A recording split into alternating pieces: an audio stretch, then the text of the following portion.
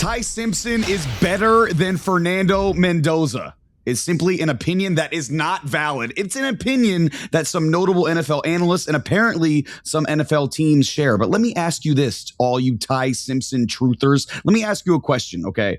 What exactly does Ty Simpson do better than Fernando Mendoza? Okay, let's start with the tangibles. Mendoza's taller. Mendoza's like 6'5", which is like ideal quarterback height. Simpson is 6'1", which is a little bit small for a quarterback. Mendoza's bigger and stronger. Mendoza has a stronger arm. Mendoza has a quicker and cleaner release, in my opinion. Mendoza also is more accurate on all parts of the field. He's a much better anticipatory thrower, in my opinion. And watching the film and just looking at the numbers, he's also a better scrambler in making plays with his legs, even though that's not the strength of his game. Those are just the tangibles. Let's look at the intangibles. Mendoza's a better leader. He's more experienced. He reads the field better. He's tougher and has dealt with pressure better. Mendoza is better in clutch moments when his best is needed. And how about the overall production, which I'm sorry, should also matter. Mendoza just won the freaking Heisman Trophy and national championship. And by the way, he whooped Ty Simpson in Alabama 38-3 on his way to doing that in that game while having better numbers in both that game and the season as a whole. And by the way, for people saying, oh, look at Ty Simpson's early season film, he was a top 5 pick in November. I agree, but the last 5 or 6 games for each player is where the difference lies. Mendoza got even better as the competition rose, beating Ohio State, Oregon, Alabama, and Miami, and Simpson simply did not rise his level to the end of the season. He only got worse as the season went on. So that, to me, something like that has to matter 100%. So for the NFL team saying Simpson is better, I'll tell you what that is. It's a cope. You know you ain't getting Fernando Mendoza, so you got to talk yourself into Ty Simpson. It's like when the girl that you really love dumps you, and you got to pretend like, nah, she wasn't shit. The new girl, this new girl, no, she's not, brother. She's not better than the girl you had in the past, okay? But for whatever you got to tell yourself to get some Z's at night, do it, okay? For you analysts as well, okay? I get it. You want to be different, okay? The clicks is the name of the game. We respect you. We see it because it's the name of our game ourselves, okay? We have to get clicks as well. However, if you are watching and wondering if any of those questions, if any of those opinions have any merit, if Ty Simpson being better than Fernando Mendoza actually holds any merit, it holds zero, zip, zilch, not a merit, okay? There is not a single world where right now Ty Simpson is better than Fernando Mendoza. Maybe he goes to a situation, gets to develop, and turns into the better player eventually, maybe. But as we evaluate these two prospects right now, it is clear Fernando Mendoza is the QB1 of this 2026 NFL draft class. But what do you think, fellas? Is there any merit to any of this debate, apparent debate between NFL teams and analysts that Ty Simpson is better than Fernando Mendoza?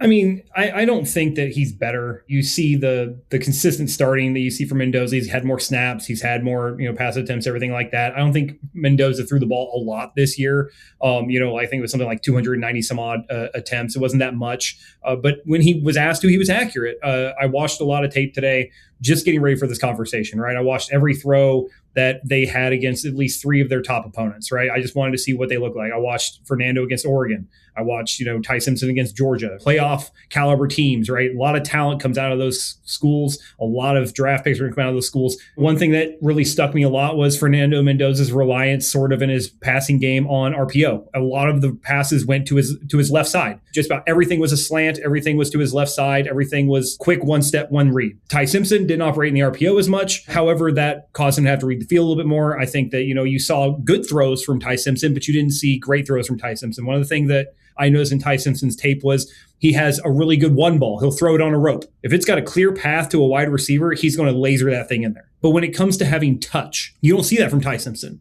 right? How many times did we see him? He chooses to change an arm angle instead of delivering over the top for some of these passes, right? Like he had a surefire touchdown inside the 5. All he's got to do is throw it over this linebacker. He tries to throw it around him, gets knocked down, incomplete pass. So when you look at just those sorts of things from how they pass the football, obviously Fernando Mendoza's got a larger frame. He's able to really rocket that ball around the field. We've seen him laser the ball over. He's got touch there. He's kind of developed in that a little bit better. And I think that's why Fernando Mendoza is the number 1 overall pick. He's the number 1 quarterback in this draft. I think Ty Simpson outdoes him a little bit athletically. I think Ty Simpson's a little bit faster. You watch sort of Mendoza when pressure comes up the middle on him. He doesn't really get out of the pocket very well. He doesn't really get up to speed quick. I saw a couple of plays this year where he got pressure up the middle and he just kind of tried to step out of it, but because of his wide base from his throwing motion, he doesn't get his feet going as fast. So he's susceptible to these sacks that you see him take in some of these situations where, especially in the NFL, a little speedier defensive tackles, a little speedier edge rushers, some of these guys, he's going to have a harder time, I think, actually utilizing that mobility we saw in college. Now, one thing I will say Mendoza does better than Ty Simpson is evaluating when those opportunities arise in front of him to get free yards, to get first downs. I don't think Ty Simpson does that as much. I do think Ty Simpson throws really well on the move, but I never think that he's actually looking to utilize his athleticism to get downfield as much as he probably could to take some of those free yards. So it's just those sorts of things when you're watching the tape. I think that both these guys, their floor is where their floor is. Their ceiling is undetermined because it's how much more talent can they get out? What's the system like? In Mendoza's case, he had a really good offensive line, really good wide receivers. I mean, you're going to see a lot of these guys go early on. I think Coogan's one of the top centers in the league, or in this draft right now. So when you're talking about this Indiana team, which was an older team, was a more veteran team, there was a lot of experience, a lot of talent that Alabama just didn't have this year. So when you sort of compare that, that's one of the knocks on Mendoza right now is how much was it the talent around him comparatively to him himself? And we're not going to be able to answer that until we see him in the NFL.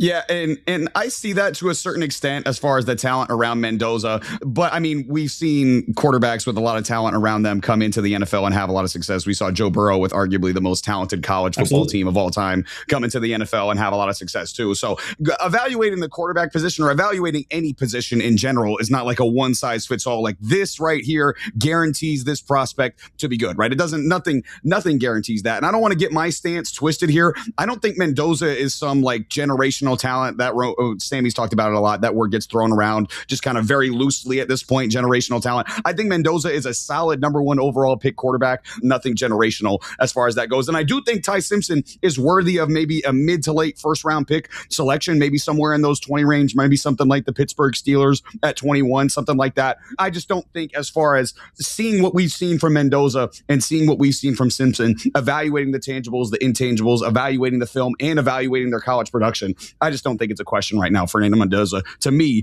is still the QB1 in this class. But Sammy, I got to go over to you, brother. Again, this is your Miami boy, Mendoza. What do you think? Is Ty Simpson better, or is Mendoza still QB1? I think Ty Simpson, one of the things I like about Ty Simpson really is that he's really good at pre-snap processing. Like I'm actually very impressed with how well he got that down in his first year. His accuracy in the middle of the field, very solid as well. I like his mechanics. All these things I'm mentioning, Mendoza does better. One thing about Ty Simpson that he didn't get enough credit for was being able to just stand there and deliver under the pressure.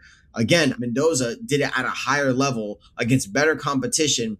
But one thing I think that that was shown that really drives home Mendoza being the number one overall pick has nothing to do with anything on the field. Mendoza and Simpson aren't too far off as prospects alone. In my opinion, the height and the strength and the frame makes the biggest difference. You want a big, strong QB. But I think the intangibles, Matt, you alluded to it, the intangibles that this guy Mendoza has, it's something that the Las Vegas Raiders need. Like you think about what the Raiders are as a franchise, right? When they were in Oakland specifically, they were tough. They were hard-nosed. They were bite your kneecap off, word to Dan Campbell. All these things Mendoza embodies. When the Raiders saw that play where he was diving into the touchdown, I think it was set in stone. I think it didn't matter what Ty Simpson showed. And what we saw at the end of the year was Mendoza play his best football of his career against the best of the best of the best. Now, will it translate to the league? We don't know. The Las Vegas Raiders haven't been a good organization in a very long time. Really, any of these QBs, if they go to the bad situation, they could both flop. Mendoza does, in my opinion, he's bigger, he's stronger, and he does the things that Ty Simpson does better. Not that much better, but better. Enough for me to say he's the number one overall pick for the Raiders. Yeah, and Sammy, I agree with a lot of what you just said, and you both brought it up as far as Ty Simpson goes, where he does a really good job pre-snap of recognizing, and then post-snap as well, confirming or again getting the different information. Where again they rotate coverages, whatever the case may be, diagnosing that, and then getting to his reads. Chase Daniel did an excellent breakdown of that. I watched a video on that. He did an excellent breakdown of Ty Simpson and how he does a great job of going through his reads, going through his progressions. They had a lot of NFL concepts in Alabama, so again, those are really good things for Ty Simpson. Like I mentioned, he's still a first-round prospect in my opinion, but Sammy, you talked about it. Fernando Mendoza, to me, just does everything a little bit better. That's not to say there's not concerns with Mendoza. Like you mentioned, Joe, like he did not throw a lot of passes this year. And I saw a stat on Twitter. It said, of all first-round QBs with fewer than 300 passing yards games in their final college season, since 2009 power conferences only, these are the 6 names. Christian Ponder in 2010 had 0. Fernando Mendoza had 1 in 2025. JJ McCarthy had 1 in 2024. Jake Locker had 1 in 2010. And Tim Tebow had 1 in 2009. That's the whole list. So again, that's not a list you want to be on if you're a fan. Fernando Mendoza. Playoff game. Tebow won a playoff game. One playoff game. I'm pretty sure Christian Ponder also led the Vikings to the playoffs one year, but then he got hurt for the playoff game and Joe Webb had to come in and start. So again, Christian Ponder got the Vikings to the playoffs. But again, just in general, that's not a list of quarterbacks that you want to be sharing a list with. Okay. And that is not very good for Mendoza. So he's obviously, especially going to a situation like the Raiders, which I think all of us think is going to be a much improved situation this year. However, it's still not going to be a great situation. And it's still in a very tough division, in a very tough conference where Mendoza is going to have to throw the ball a whole hell of a lot more than he did this last season at Indiana. And he's going to have to show us that toughness and that accuracy that he showed at Indiana. However, even with all that being considered, Fernando Mendoza is still the QB1 in this 2026 NFL draft class, although Ty Simpson is still going to be a very good quarterback. This has been Between the Uprights. Football is life. The rest is just details.